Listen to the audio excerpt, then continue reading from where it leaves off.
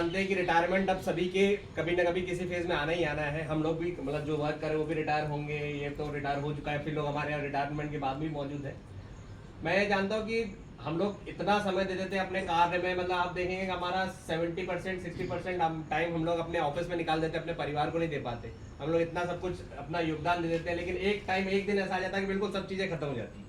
तो वो थोड़ा सा लगता जरूर है, क्योंकि रिटायरमेंट एक ऐसा मोमेंट है जब आप मतलब हम लोग के लिए तो दुखी की बात है। हम लोग क्योंकि एक इतना योग्य और इतना एक्सपीरियंस आदमी हमारा खो देंगे, और दूसरा इनके लिए खुशी की बात है कि हाँ अब ये थोड़ा सा एमपीपी को छोड़ के जैसे बोले थे कि बहाना नहीं बना पाएंगे कि हमको छुट्टी नहीं मिलती है, थोड़ा सा टाइम अपने परिवार को दे पाएंगे।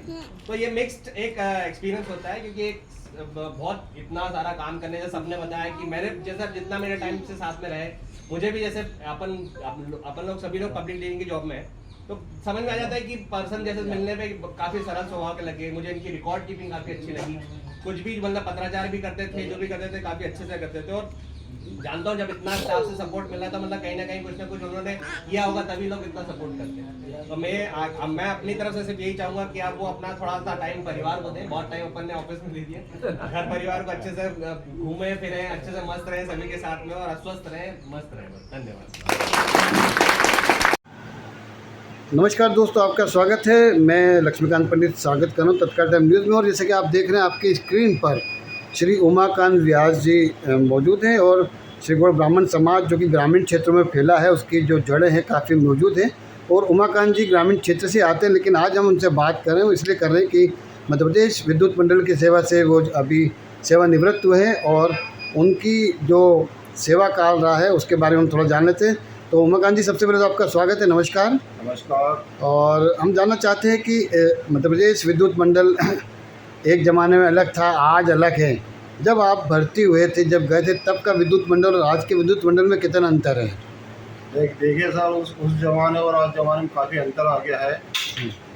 किसी ज़माने में पॉलिटिक्स उस पर हावी नहीं थी, आज पॉलिटिक्स का कारोबार ज़्यादा फला फला है। और वो समय अलग था जो काम करने का माहौल, और आज में काफ़ी अंतर आ गया। हम जब बात करते हैं कि विद्युत मंडल जो उस समय था, जैसा बता रहे परिवर्तन आ गया है, लेकिन उपभोक्ता आप जिस क्षेत्र में आपने सर्विस करी है या जिस क्षेत्र में रहे, मुझे लगता है ग्रामीण क्षेत्र है जी। ग्रामीण क्षेत्र में आमतौर पर कटौती बहुत ज़्यादा होती है, पावर कम आते हैं, किसानों को कम मिलता है मामला। जी। ये समस्या भी उस समय रही होगी, तो उससे आप कैसे जूझते थे? क्योंकि आपको फील्ड में आपको जाना पड़ता था। उस टाइम फील्ड में जाना पड़ता था, लोगों को उनके बीच में घुल मिल करके समस्या का समाधान भी होता था, और कई लोगों को समय पे काम भी होता था। और वो जो कटौती थी उस टाइम और आज उसमें जमीन आसमान का अंतर आ गया। कटौती मुक्त हो गया है अभी अपना मध्य प्रदेश। काफ़ी अच्छी विद्युत सेवा, विद्युत प्रदाय आपूर्ति 24 घंटे आम जनता को प्राप्त हो रही। विद्युत मंडल के बारे में आम लोगों को शिकायत होती है कि ये जो है बिजली का बिल ज़्यादा आता है, कटौती कर देते हैं, समय बिजली नहीं आती है। जब आपने सेवा काल दिया, और चूँकि आप ब्राह्मण आदमी तो आप गाँव में जाते होंगे, आपका सत्कार भी होता होगा, लेकिन कहीं कहीं उलाहने भी मिलते होंगे, ताने भी मिलते होंगे। उनसे आप कैसे निपटते थे? देखिए साहब, ये तो नौकरी है, सभी तरह के लोग मिलते हैं। जी। अब किसको कैसे क्या अपने को विश्वास दिलाना और उनका काम भी करना, और कई लोग संतुष्टि भी हो जाते हैं, और ऐसा नहीं है कि सभी संतुष्ट हो जाएंगे। जी। कुछ लोग असंतुष्ट भी होते हैं। आप जी हाँ, बताइए। तो उन बातों को मद्देनजर न रखते हुए उनका सम्मान करना पड़ता है। उमाकांत जी, जैसे आपने बताया कि आपकी 37 साल की सर्विस रही है। जी। जब आप भर्ती हुए थे मध्य प्रदेश विद्युत मंडल में, तब किस पोस्ट पे थे, और आज रिटायर हुए तो किस पोस्ट से रिटायर हुए हैं? सर, मैं कार्यालय सहायक श्रेणी 1 की पोस्ट पे 3 की पोस्ट पे भर्ती हुआ था। आज मैं कार्यालय श्रेणी 1 पर रिटायरमेंट हुआ हूँ। 37 वर्ष की मेरा सेवा काल रहा है। बिल्कुल बिल्कुल। आमतौर पर जब भी हम किसी शासकीय सेवक से बात करते हैं रिटायरमेंट के बाद में, तो वो बड़ा खुश होता है कि चलो मेरी ज़िंदगी कट गई, मैं सर्विस में निपट गया। जी।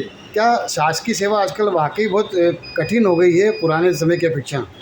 नहीं, कठिन तो नहीं है, हालांकि वही है, समय तो वही है, पर जो कार्य प्रणाली है उस पहले में और आज में जमीन आसमान का अंतर आ गया है। जी। क्योंकि आजकल कंप्यूटर का युग आ गया है, एक बात। दूसरी बात कि पुराने लोगों और नए नए में जो कंप्यूटर आएगा थोड़ा सा परेशानी का सामना करना पड़ता हाँ बिल्कुल। बस मेन बात तो यही है। हाँ, तो कहीं ना कहीं बदलाव तो आया है।